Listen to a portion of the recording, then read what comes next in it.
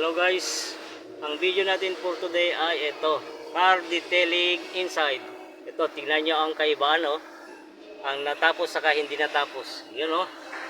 Grabe ang dilim. Marumi masyado. Kaya ito, oh, itong kaubuan niya.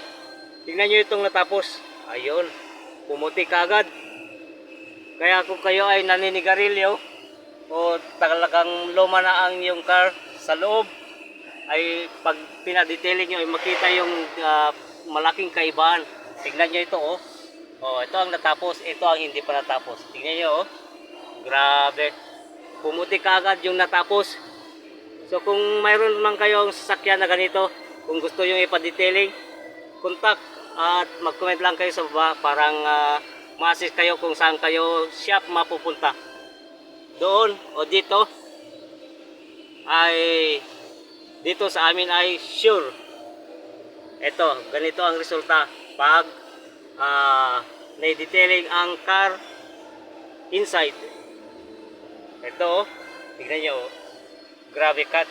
Pati upuan, medyo kahit itim ay maraming puti-puti na. Kaya kung puti naman yung upuan ninyo ay magiging itim. Ayun, oh. Grabe, oh. Marami siyang dumi talaga.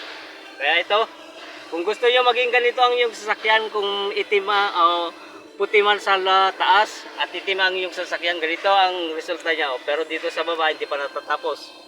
Kaya kung sino man nagbabalak diyan, sino ang may problema sa sasakyan detailing, contact lang kami. I-contact nyo lang kami dito. Okay? Maraming salamat po.